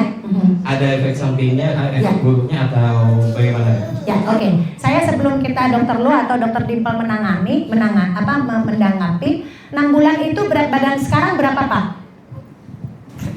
berat badannya di 735. Oke. Biasanya kalau kecil, saya pikir kalau kecil emang dia kayak lebih lincah, tapi ini kayaknya bagus ya 7,3, tapi kayak advance gitu milestone-nya ya.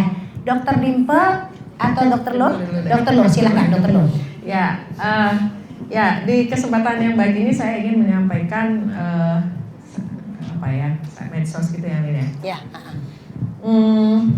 Stimulasi yang kita berikan untuk anak itu bukan untuk seperti sekolah SD akselerasi. Ya. Ya. Jadi misalnya, wah ini kita lakukan nih dok ya 7-8 bulan agar jalan. No, tidak ada. Ya. Jadi stimulasi Karena yang semua ada tujuannya ya. Yes. Ya. Karena stimulasi yang diberikan itu mengoptimalkan tingkat perkembangan di usia itu. Ya. Itu bukan lompat akselerasi seperti sekolah SD gitu Ya. kan. Nah, kalau tadi usia 6 bulan dan yang kedua adalah selalu ada range. Ya. Ada nggak macet, maknyeng, pokoknya umur Harus sekian harus gini, enggak. ada range. Jadi ya ada range-nya. Misalnya berjalan, itu kan batas akhir kita sebutkan terlambat kalau 18 bulan belum bisa jalan. Iya. Dengan struktur dan semua fungsinya oke. Jadi masih dimaafkan sampai sekian. Nah, kalau untuk 6 bulan, apakah sudah bisa tengkurap sendiri menumpu di tangan? Numpunya di tangan ya? Sudah. Numpu di tangan, sudah rolling, Sudah. duduk sendiri, Sudah. Dari tengkurap gitu dia bisa duduk ya?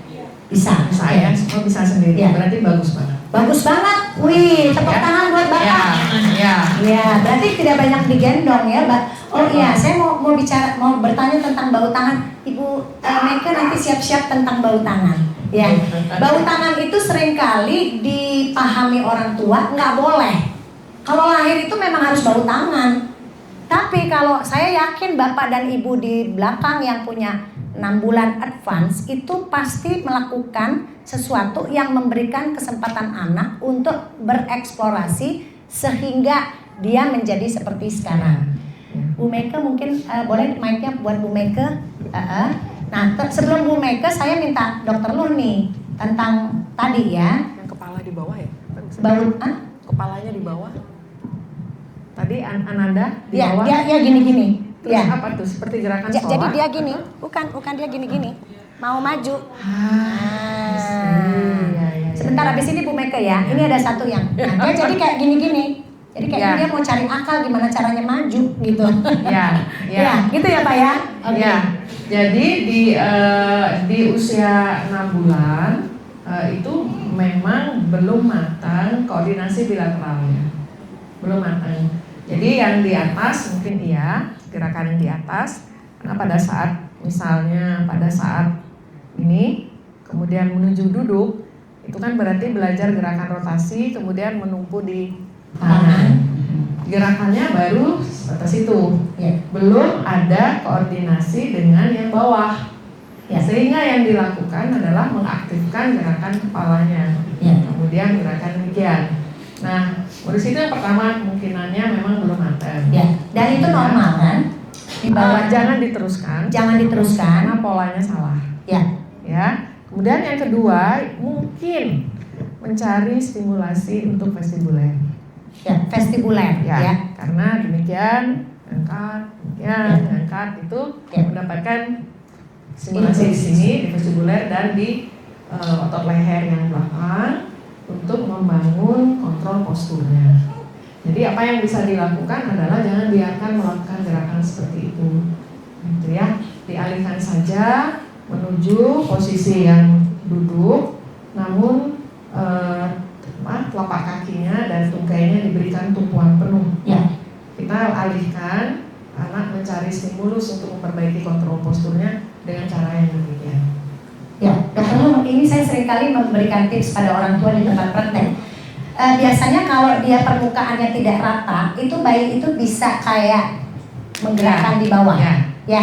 Misalnya entah dia kepalanya di atas bantal, tapi kakinya di bawah bantal. Atau kalau pakai badan kita itu kayak jadi untuk menggerakkan ini. Ya. Gitu. Karena tadi kembali lagi bahwa otot-otot yang dipanggul Ya. itu mendapatkan stimulasi dan sendi dan ligamennya juga mendapatkan tumpuan. Ya. Maka yang muncul kemudian respon dari otak adalah gerakan untuk kontrol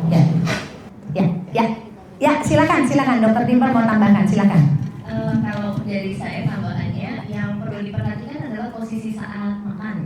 Jadi yang seringkali ditanyakan itu adalah apakah mereka kalau makan itu duduknya boleh sambil beran. Nah itu yang perlu banget kita hindari. Jadi benar-benar posisinya lurus supaya dia mulai bisa mengunyah. Dan mungkin di sini karena kita melihat perkembangannya itu sudah lebih advance, kita bisa mengikuti kemampuan anak untuk naik tekstur. Iya, karena dia udah advance ya, jangan sampai bubur saring tuh Pak ya. Iya. Karena udah advance banget tuh motorik kasarnya. Silakan. Jadi kita mengikuti kemampuan anak, jangan kita patokannya itu dengan usia. Ya, jangan sampai dengan usia. Benar. Terima kasih Dokter Dimple. Itu memang banyak ya. Kadang-kadang bayi banyak banget baru mulai makan dia nggak mau encer. Baru mulai makan itu 6 bulan maunya nasi lembek. Mau dia. Tapi kalau encer dilepeh-lepeh nggak mau ya, ada ibu yang bilang seperti itu. Ibu Meike, saya mau tanggapan sedikit tentang bau tangan dan bonding ya.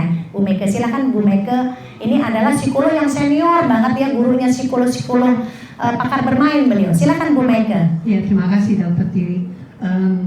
Bau tangan itu saya ingin tahu dulu definisinya apa. Bau tangan itu bayinya kalau nangis ya, dia maunya taruh supaya nggak selalu digendong.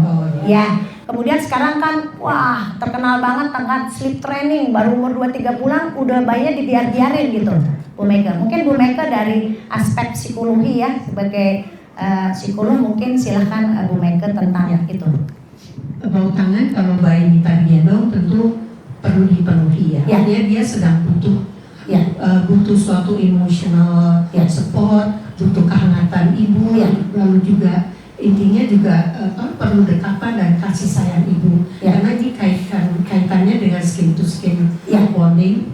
Skin to skin itu akan memberikan rasa dia dimiliki ya, disayang, lalu juga ada sentuhan fisik, dan ini menjadi landasan bagi kesehatan mental seseorang sebenarnya. Jadi juga dia merasa bahwa ibunya memperhatikan dia, dan kalau dia sedang merasa tidak enak, sakit, ataupun bosan, itu dia mendapat support dari ibu, itu pentingnya. Jadi sekali lagi buat bau tangan ini perlu dilihat ya, kondisinya seperti apa. Jadi biasanya kalau bayi minta digendong juga bermacam-macam penyebabnya, itu karena ingin ditemani, tidak mau dibiarkan sendiri seperti itu. Terima kasih Bu Meike. Bu Meike ini membuat buku tentang perkembangan motorik bermain pada anak usia 1 tahun pertama. Ya, itu juga ada di Gramedia ya. Jadi step-stepnya. Jadi ilmu itu seluas samudra. Kami klinikdoktertiwi.com itu seperti broker sebetulnya ya. Jadi artinya mengajak profesional yang memang di bidangnya untuk bersama-sama membantu orang tua ya. Oke, ada lagi yang bertanya? Oh silakan, Bapak Reza, silakan. Terima kasih. Sebenarnya aku langsung dari penjelasan dokter itu aku langsung merasa aku melakukan yang salah. Oh iya. Karena jujur aku belajar bedong itu dari melihat suster yang melakukan ya. Kami di Rumah Sakit Bunda juga itu kan ilmu lama gitu ya. Silakan, Bapak Reza. Dan ya, aku langsung senang bisa belajar, bisa mendapat ilmu yang baru. Dan ya jujur kita semua, saya sendiri mungkin ya.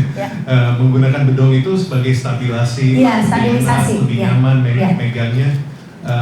Mungkin butuh juga cara untuk bagaimana yang betul gitu ya. Bagaimana yang betul yang lebih baik mungkin. Ada lain nggak? Ya, mungkin diperagakan. Kalau di buku sang bayi ada. Nanti saya dari buku aja. Oh sudah ada, tapi mungkin harus dijelaskan secara di sini diperagakan sedikit bagaimana cara membedong yang benar, karena Bapak Reza ini kebetulan diajarkan sama perawat-perawat kita. Saya rasa sih perawat-perawat seluruh Indonesia masih melakukan hal yang sama. Ya, jadi memang kita sama-sama mau merubah sesuatu supaya lebih baik. Silakan Dokter Lun. Kalau dari bayi yang baru ini kegedean bayi. Ya. Bayi 4 kilo kali ini. Jadi dari pengalaman saya yang ideal untuk bedong itu ukurannya 110 kali 110. 110 kali 110. Banyak yang masih persegi seperti ini, ya. Nah, Dibandingkan saya rasa sama seperti ini juga. Kemudian untuk memudahkan ini diletakkan miring saja bayinya seperti ini. Ya. Kemudian arahkan, oke, cukup aja. Arahkan tangannya ke arah mulut, demikian ya. Kemudian ini ditekuk seperti posisi. Biasanya kalau bayi baru lahir dia nekuk Bisa. sendiri sebetulnya. Ya jadi langsung nekuk biasanya ya. Oke. Kemudian ini setinggi bahu atas ya. Bahu atas. Kemudian digerakkan demikian. Ya. Ini dan ini digulung. Digulung seperti nanti bayinya menggunakan guling. Ya. Oh, banyak ya. Oh, gitu loh. Nah, kemudian di belakangnya ini usahakan tight gitu, ya. Terus ini digerakkan demikian. Ini letakkan di sela ini. Kalau bayi beneran sih lebih gampang. Mungkin aku dibantu dulu dipegangin. Ya, Mbak Nung sini bantuin. Pegangin itu kulit. Ini demikian ya. Jangan Ini nutupin pegang, ya. sini pegang. Ya, oke. Ini diletakkan di antara kedua tungkai. Kemudian ini ditekuk demikian, bawa ke sini. Tuh. Ya. Baru kemudian tangannya dimunculkan dan bawa ke sini. Ya. Jadilah di bedongnya seperti ini. Ya. Oke, ini mungkin lebih mudah dipahami ya, dipraktekin langsung oleh pakarnya. Ya. Terima kasih. Cukup jelas ya. Wah, seneng banget nih pertanyaannya dari bapak-bapak. Biasanya nanya itu tuh sesuatu yang memang benar-benar perlu gitu ya. Saya mau lanjutkan. Terima kasih Dr. Yomi dari Rumah Sakit Karolus juga hadir di sini. Kami juga di Satgas ASI.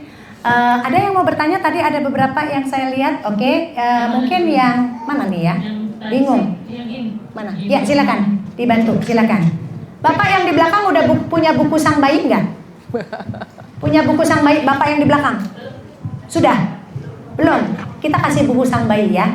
Silakan. Saya mau pilih pertanyaan yang bagus. Kalau Bapak Ibu Reza udah ada ya. Oke. Silakan yang ini ya. Mudah-mudahan sudah banyak yang punya. Jadi saya tidak harus membagi-bagi buku.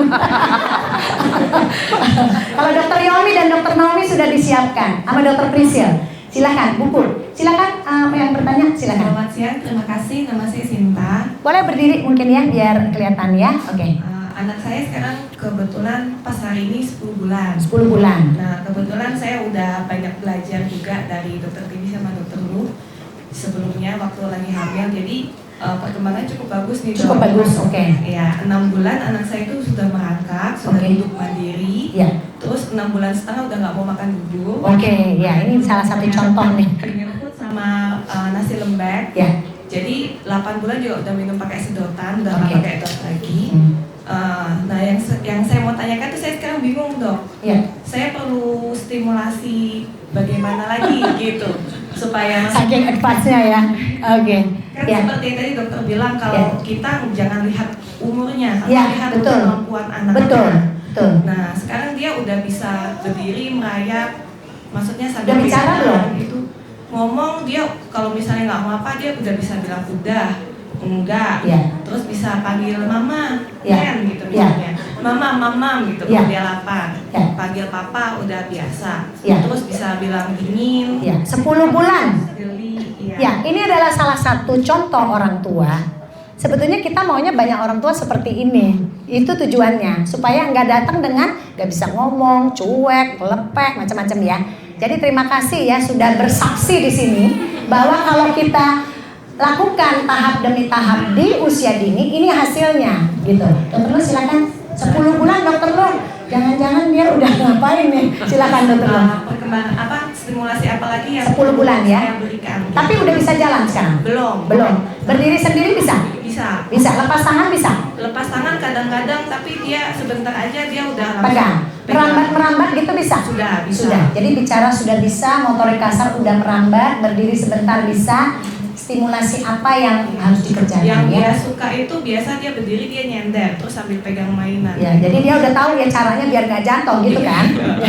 Tapi untuk mendorong dia supaya mau yang kayak dorong-dorong, nah ini Ya. saya belum ngerti. Iya, gitu. ya, silakan dokter. Ya. Lu nih banyak nih koleksinya kalau yang seperti itu. Ya. Silakan. Jadi usia 10 bulan belum untuk jalan ya Ibu?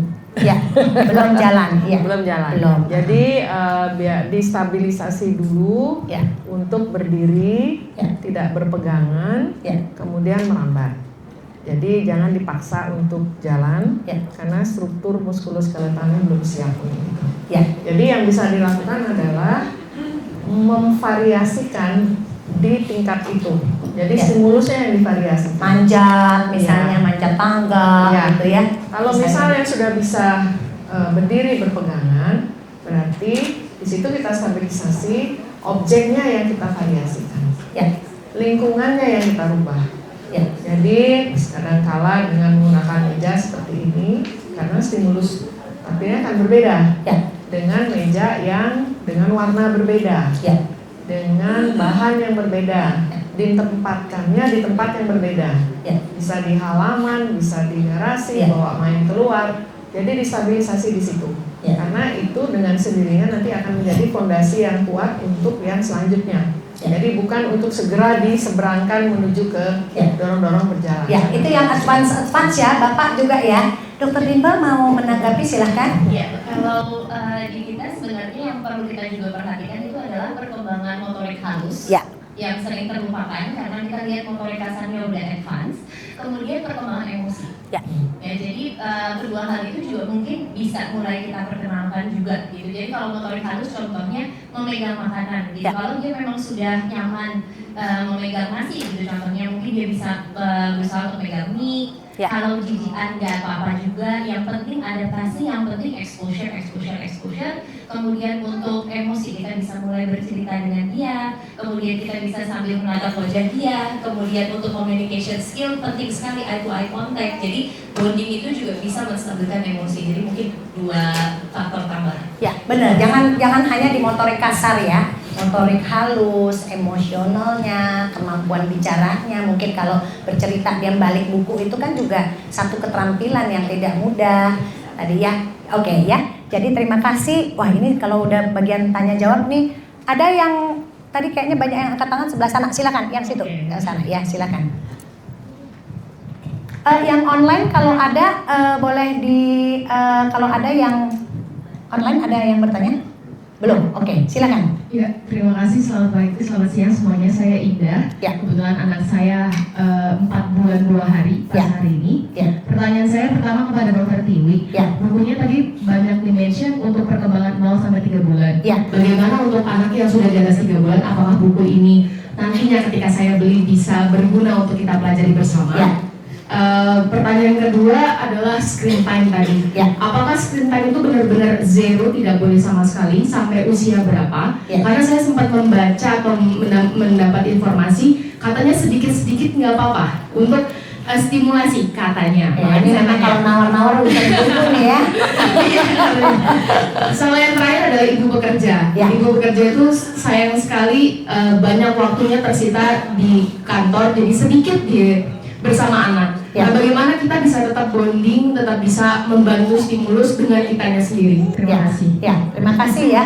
Kalau saya sih jawab, kalau ibu bekerja tetap aja tidak ada excuse ya, bahwa tanggung jawab itu tetap di ibu. Toh ibu 24 jam tidak di kantor ya, jadi misalnya subuh, pagi, nanti waktu pulang. Tentang buku saya 0-3 bulan itu sebetulnya banyak hal-hal yang saya sering kali lihat. Banyak sekali anak umur 4 bulan itu belum bisa dari telentang ke tengkurap. Ya, jadi artinya buku 0-3 bulan itu sebetulnya ada dasar-dasar yang tadi diceritakan Dr. Lo. Dan buku Sang Bayi ini sebetulnya agak berbeda dengan buku lain karena Dr. Lo itu videonya ada di situ juga. Ibu Meike juga ada di situ. Jadi dia nge-link ke YouTube yang ngelink kemana ibu bisa memperluas bagian itu gitu ya. Jadi artinya buku Sang Bayi ini bahkan boleh dipakai sampai umur 1 tahun bahkan ya, karena di situ itu banyak kayak perkembangan bicara itu kan bukan 3 bulan, tapi dasar perkembangan bicara adalah kita ajak bayinya ngobrol misalnya ya, fase-fase bayinya di usia-usia segitu itu apa yang kita bisa lakukan. Mungkin itu mudah-mudahan cukup menjawab ya. Tapi nanti kalau beli terus wah gak ada gunanya, boleh dilihat-lihat dulu saja. Oke, terima kasih Dokter Nur. Mungkin tadi ada yang tentang screen. Nanti mungkin Dokter Dimple juga punya banyak hal yang bisa rekomendasi-rekomendasi. Dan kita lihat di kamar praktek, kebanyakan bayi cuek atau nggak bisa ngomong pada anak itu yang nomor 1 screennya banyak banget. Ya, yang paling sering kita lihat tadi Dokter Dimple bilang, yang penting makannya habis. Kemudian dia pakai screen supaya habis, gitu ya. Mungkin Dokter Lu bisa menanggapi. Silakan Dokter Lu. Bagus sekali pertanyaannya. Kalau mengacu ke arahan dari WHO, itu di bawah 2 tahun itu nggak boleh sama sekali. Di bawah 2 tahun. Tapi setahu saya, teman saya di Kanada lebih tegas lagi, di bawah 3 tahun. Ya, American Pediatric juga sama dengan tegas ya. Dengan tegas menyatakan hal itu. Jadi tidak ada tawar-tawar gitu ya. Nanti untuk lebih jelas nanti Ibu bisa buka di website. Iya. Jadi sebetulnya 4 bulan, nanti mungkin Dokter Dimple 4 bulan itu betul-betul dia tadi ya dibilang atensi. Kalau kita mau ngapain, kita gerakannya apa, itu betul-betul dia harus lihat. Kemudian suara natural yang diperlukan. Jadi suara orang kalau bapaknya buka pintu, bapaknya masuk itu betul-betul harus dia perhatikan. Karena itu otak dia itu kayak belum ada apa-apa gitu ya. Dokter Dimple mungkin bisa melanjutkan. Ya, terima kasih. Jadi betul di atas usia 2 tahun ini sebetulnya alasannya banyak sekali. Yang pertama kalau dari segi kesehatan, retina bayi, yaitu bagian belakang dari mata itu sama sekali masih belum matur. Jadi kalau kita memberikan sensasi atau stimulasi cahaya yang segitu seringnya dan segitu lamanya, itu pasti akan mengganggu juga. Jadi kita bisa melihat anak-anak zaman sekarang itu banyak sekali yang sudah pakai kacamata. Itu nomor 1. Kemudian nomor 2, bayi kita itu belajar dari meniru. Jadi kalau dia harus meniru kartun, dia nggak tahu harus meniru apa gitu ya. Jadi contohnya, bayi kita itu akan belajar bicara itu setelah melihat gerakan bibir kita, setelah melihat ekspresi wajah kita, reaksi kita. Jadi dia belajar berinteraksi dengan orang lain, bukan hanya one way interaction. Jadi yang dia dapatkan itu hanya menerima stimulasi, tapi dia nggak bisa membalas stimulasi tersebut, sehingga ini seringkali membuat gangguan emosi. Yang ketiga yang kita lihat, bayi-bayi yang sering nonton itu ternyata bosan dengan dunia nyata. Ini dikarenakan saat mereka nonton itu stimulasinya itu terlalu berwarna-warni, terlalu happy, terlalu senang, musiknya juga kenceng banget. Memang YouTube atau tontonan dibuat untuk menarik perhatian. Nah, bayi kita itu overstimulated, dan kalau bayi kita overstimulated, mereka akan lebih cengeng. Iya, betul. Lebih cengeng, susah tidur, ya. Jadi nanti gedenya cuek, jadi nggak ngomong gitu ya. Jadi artinya jangan sampai ke situ. Karena bayi perkembangan dan pertumbuhan itu paling enak itu dicegah, belum terjadi sesuatu ya. Jadi prevention sifatnya ya. Jadi kita di sini banyak diskusi tentang bagaimana mencegah supaya tidak ada kesulitan makan, tidak ada gangguan bicara, tidak ada gangguan interaksi, tidak jijian gitu ya. Jadi kita diskusi di sini banyak ke arah itu. Oke, mau tambahkan? Ya, silakan. Saya ingin menambahkan satu hal. Nontonnya sehari berapa jam? Ya, Dok, paling 2-3 jam gitu ya. 2-3 jam. Jadi dihitungnya tuh seperti ini, Bu. 2 jam, misalnya nih 2 jam, total dalam 24 jam, nontonnya 2 jam. 2 jam dalam sebulan itu udah 60 jam. Ya. Kalau kemudian dikalikan setahun, berarti sudah 720 jam. Ya. Bayangkan sekian jam otak anak itu dibombardir dengan itu. Jadi yang dihitung itu bukan sekedar sehari berapa jam, tapi sudah berapa lama. Itu dan yang kedua adalah apa nih acaranya? Acaranya yang misalnya terlalu cepat perubahan kayak orang main game, itu anak juga akan terstimulasi, hormonnya akan berbeda, selalu berada pada kondisi fight or flight gitu. Ya, jadi yang dihitung tuh akumulasinya. Ya. Terima kasih sudah tidak tak terasa lagi gitu ya. Sudah sampai di penghujung acara. Silakan saya kembalikan ke Lala. Terima kasih Dr. Dimple dan Dr. Lu. Mudah-mudahan kita nanti akan bisa diskusi hal-hal yang berbeda lagi. Terima kasih semua. Terima kasih. Mana nih tepuk tangan ya.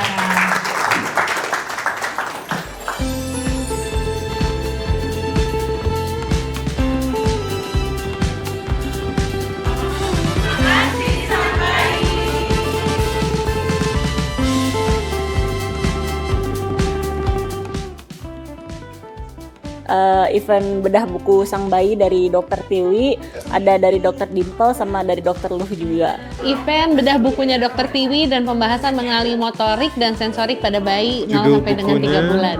Dari buku sang bayi, bedah buku sang bayi. Sangat bermanfaat banget ya, ilmu-ilmu dari dokter spesialis anak langsung, terus berbagai ilmu tentang bayi yang sebelumnya kita nggak tahu sama sekali, tentang sensorik, motorik bayi, perkembangan bayi dari 0 sampai dia MPASI, sampai dia bisa jalan, itu sangat-sangat bermanfaat banget dari dokter-dokter spesialis anak langsung gitu. Jadi emang perlu banget sih ibu-ibu baru yang kayak saya ini perlu tahu itu tentang apa gitu. Untuk saya sih banyak sekali ilmu baru mudah-mudahan bisa kita terapkan satu waktu. Bukan hanya teori tapi juga praktek. Kita dapat cara membendong bayi dengan benar yang ternyata kita semua selama ini salah. Dan dapat kesempatan untuk interaksi langsung dengan banyak dokter-dokter hebat yang hadir hari ini. Kita sebagai ibu baru, kita sebagai new mom itu harus terus cari ilmu-ilmu baru karena penting untuk perkembangan anak kita untuk lebih baik daripada orang-orang tua kita sebelumnya gitu. Kalau dari saya sih ternyata jadi ibu itu memang harus terus belajar dan belajar. Jadi ya terus aja dalam hidup kita memang harus terus belajar dan bertumbuh. Ya, karena ketika saya tadi lihat bedah tadi dokter Tiwi ngomong itu menarik banget ya, karena banyak ilmu yang saya nggak tahu, terus saya jadi tahu, jadi saya bisa terapin langsung ke si Dede. Jadi kan kita jadi tahu gimana biar si Dede lebih baik perkembangan sensorik dan motoriknya gitu. Selamat untuk Dr. Tiwi atas launching bukunya sang bayi. Congratulations, karena ilmu yang bermanfaat itu diteruskan dari dokter untuk kita, untuk semua. Mudah-mudahan menjadi ladang amal dan pahala untuk dokter.